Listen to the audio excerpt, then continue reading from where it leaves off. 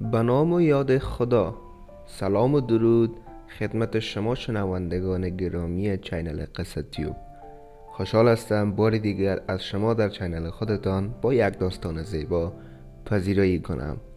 این داستان زیبا را از من شنوا باشید. آغاز داستان تاجر و دزدیدن زن ملا. یکی بود یکی نبود. روز ملا به زنش گفت: زن، دیگر حوصله شاگرد داشتن را ندارم. زنش گفت: ملا، آن وقت میخواهی چه کار کنی؟ ملا جواب داد: بالاخره یک کاری پیش می آید. ملا شاگردانش را جواب کرد. حدود 1 ماه به عید مانده بود که 2 پسرش از او لباس خواستند. پدر، ما لباس عید می خواهیم. ملا گفت: بچه ها صبر داشته باشید. پس از آن 5 روز باز بچه ها از او لباس نو عیدی خواستند. ملا هم جواب داد صبر کنید. 5 روز شد، 15 روز شد، 25 روز و روز عید آمد. سرانجام ملا برای 2 پسرش لباس نخرید. پدر و پسرها روز اول عید به واسطه نداشتن لباس نو از خانه بیرون نرفتند تا اینکه روز 5 عید رسید. در این روز طبق برنامه سالانه شاه به فامیلش در این آبادی که ملا سکونت داشت سر میزد. شاه وارد آبادی شد. خرد و کلان آبادی به پیشواز شاه رفتند و جز ملا که در خانه ماند. شاه که ملا را می شناخت از فامیلش پرسید: سالهای قبل ملا به پیشواز ما می آمد، امسال او را نمی بینم. به شاه جواب داد: قبله عالم، به خاطر اینکه صاحب مکنت شده خودش را کسی می داند. شاه خشمگین شد، سوار فرستاد تا او را نزدش بیاورند. ملا به حضور شاه آمد. بدون اینکه با او هم کلام شود و پرسجویی کند، به جلادش دستور داد سر از تنش جدا کند. جلاد تا رفت دست به کار شود، وزیر به او گفت: دست نگه دار. و بعد به شاه گفت: این ملای بیچاره در حق شما دشمنی نکرده، شاید دلیل موجهی برای نیامدنش داشته باشد. شاه گفت: او به ما بی‌حرمتی کرده است. ملا گفت: رخت نو نداشتم، دلیلش این بود. شاه با شنیدن این حرف قدر عصبانیتش کاهش یافت. وزیر که این حال را از او دید گفت: قبله عالم، عذرش را شنیدید، بهایش سر دادن نیست. او را روانه شهر دیگری کنید. شاه پاسخ داد: به خاطر حرف وزیرمان از کشتنش صرف نظر می کنیم. او به جای برود که اصلا جاه و مکان ندانیم. ملا ناراحت و غمگین به خانه برگشت. زنش که ناراحتی و غمگینی او را دید پرسید: چرا ناراحتی؟ شاه با تو چه کار داشت؟ ملا جواب داد: هیچی، باید از این آبادی کوچ کنیم و برویم.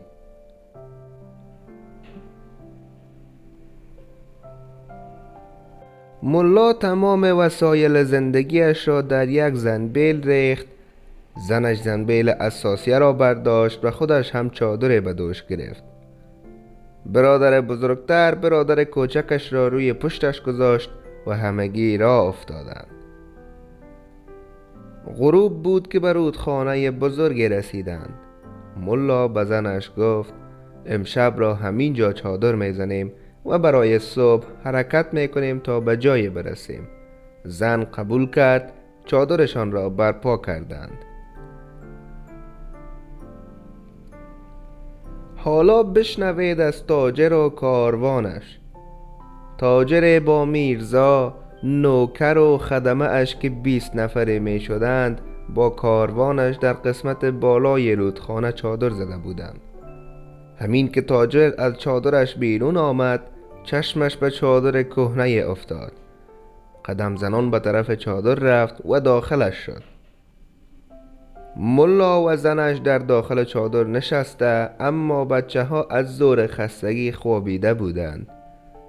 تاجر تا چشمش به زن زیبای ملا افتاد عاشقش شد و برای اینکه زن ملا را به چادرش ببرد فکری کرد و به ملا گفت: ای مرد، به دادم برس. زنم در کاروان با من همسفر است و زنی هم در کاروان نیست و تنهاست. حالا مشکلی دارد. نه به من میگوید و نه میتواند به مردان نامحرم بگوید. محض رضای خدا اجازه دهید زن شما 4 قدم بردارد و نزد زنم بیاید. ملا قبول کرد. تاجر زن او را با خود به چادرش برد و به افرادش دستور داد چادر و اساسیه را برای حرکت جمع کنند. زن به تاجر پرخاش کرد: ای مرد، تو میخواهی مرا با خود به کجا ببری؟ شوهرم منتظر من است. تاجر دست و دهان زن را بست و حرکت کرد. رفت و به شهری رسید. بعد در خانه اش عاقد آوردند تا او را عقد کند، اما زن گفت: به یک شرط به عقدت در می آیم. شرط هم این است که تا 10 سال منتظر شوهرم می مانم و از هم جدا می خوابیم. اگر شوهرم پیدایش نشد زن تو می شوم. تاجر شرط را پذیرفت. حالا سراغ ملا برویم. ملا تا صبح منتظر ماند، خبری از زنش نشد. از چادر بیرون آمد، دور و برش را نگاه کرد، اثری از چادر نیافت. متوجه شد تاجر زنش را برداشته و رفته است. بچه ها که دیدند پدرشان گریه می کند از او پرسیدند چه شده؟ ملا موضوع را برای بچه هایش گفت. آنها هم گریه کردند. چادر را همان جا گذاشتند و رفتند. ملا با یک ده زنبیل اساسیه را گرفت و با دست دیگر پسر کوچکش را در پشتش گذاشت و حرکت کردند و به آب رودخانه زدند. ملا به وسط رودخانه رسیده بود که پسر کوچکش سرش را برگرداند تا ببیند برادر بزرگش داخل رودخانه شده است یا نه، که دید گرگ او را خوابانده و کشان می کشد. داد زد: گرگ دارد برادرم را می برد. ملا تا برگشت پایش به سنگ خورد و پسر کوچکش از پشتش در آب افتاد. او بدون توجه برای نجات پسر بزرگش دوید، اما گرگ کار خودش را کرده، او را برده و دور شده بود. در این حال ملا به رودخانه برگشت تا پسر کوچکش را از آب بگیرد. این یکی را هم نیافت. آب او را هم برده بود.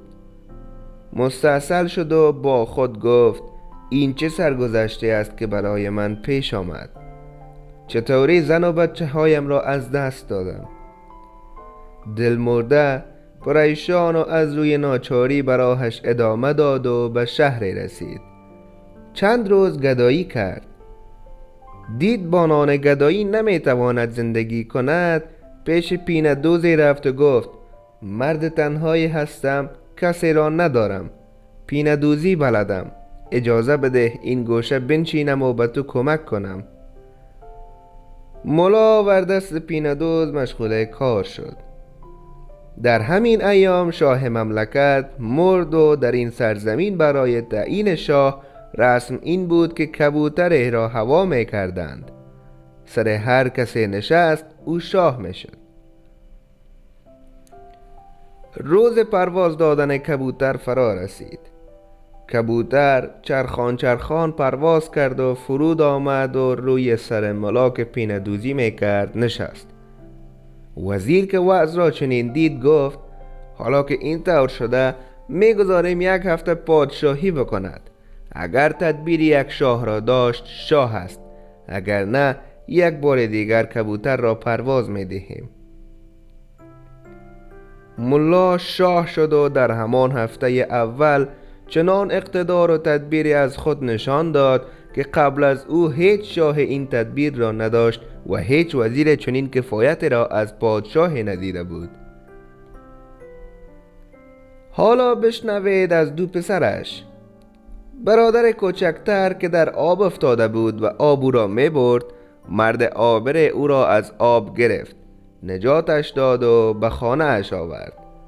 از قضا آنها مرد و زنی بودند که بچه نداشتند. او را به جای فرزند بزرگش کردند. برادر بزرگتر که در دهان گرگ بود توسط چوپان نجات پیدا کرد. چوپان و زنش هم عقیم بودند. او را مثل فرزند خود دانستند و پرورشش دادند. حالا باز از ملا که شاه شده بود بدانیم. سالهای سال گذشت. جنگ برای ملا که شاهش بود پیش آمد. تمام مردان و جوانان را به سپاهیگری احضار کردند. سالهای سال گذشت. جنگ برای مملکت ملا که شاهش بود پیش آمد. تمام مردان و جوانان را به سپاهیگری احضار کردند.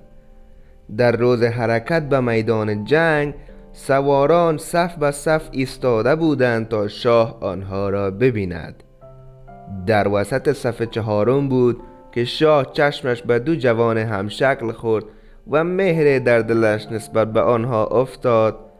دستور داد از صف بیرون آیند و در موکبش باشند. بعد آنها را با خود به قصر آورد.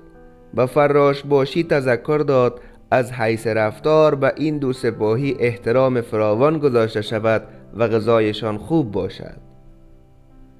دو جوان که برای هم ناشناس بودند از تصمیم شاه که نگذاشت آنها به میدان جنگ بروند چیز نفهمیدند و پیش خود گفتند لابد حکمت دارد.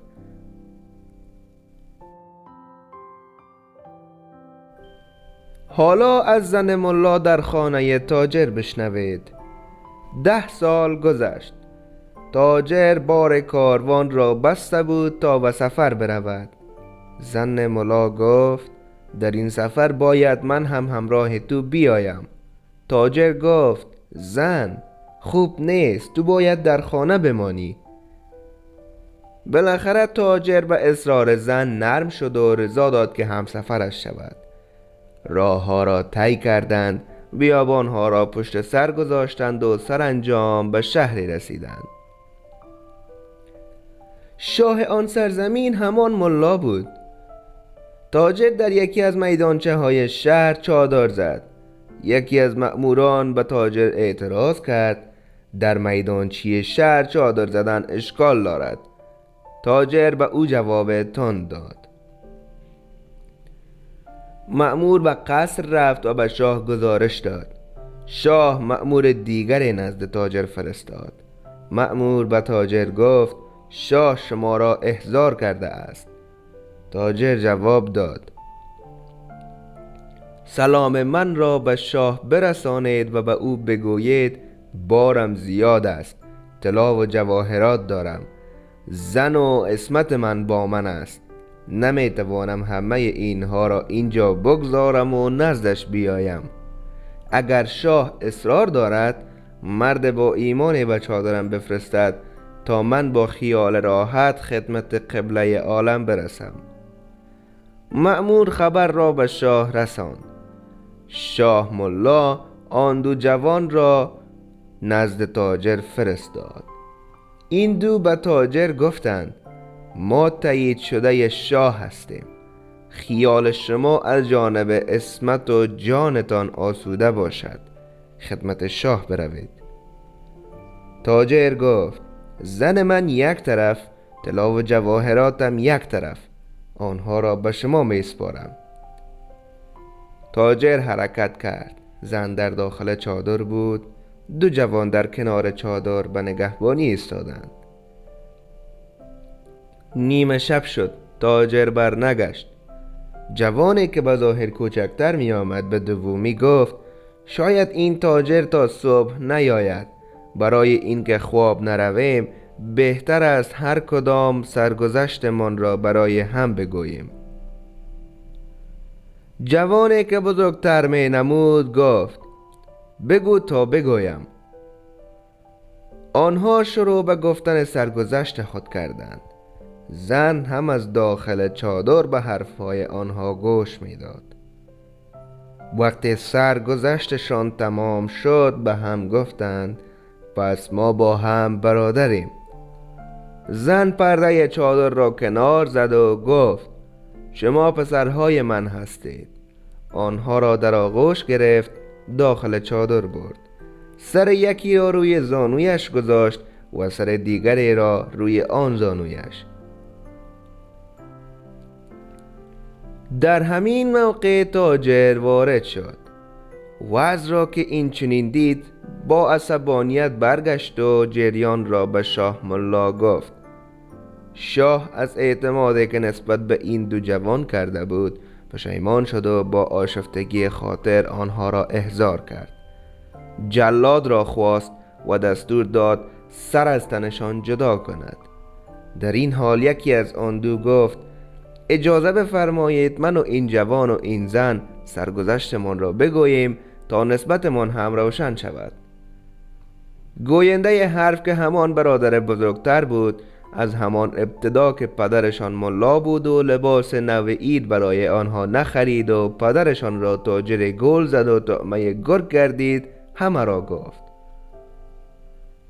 جوان دومی هم که همان برادر کوچک در بود گفت که پدرشان ملا بود.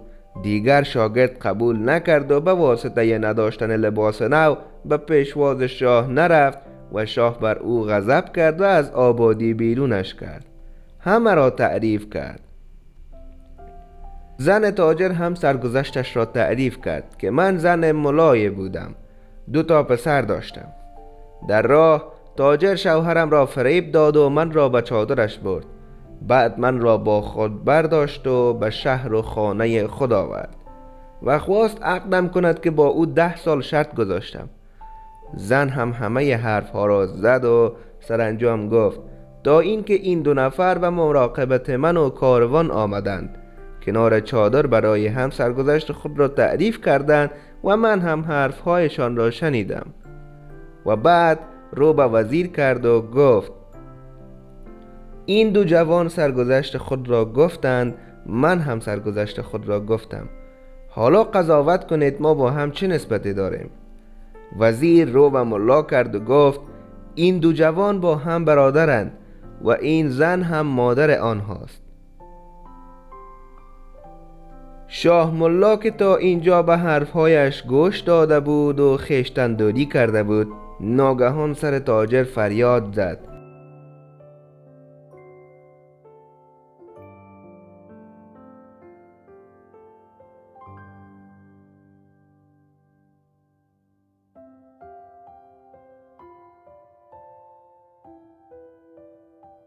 ای نابکار بدزاد، ملایی که به او حقه زدی و زنش را به چادر خود بردی من هستم. این زن من هست و این 2 جوان فرزندان عزیز من هستند. بعد فریاد زد جلاد زود سر این سگ را پیش پایش بینداز. جلاد به یک ضرب گردن تاجر را زد.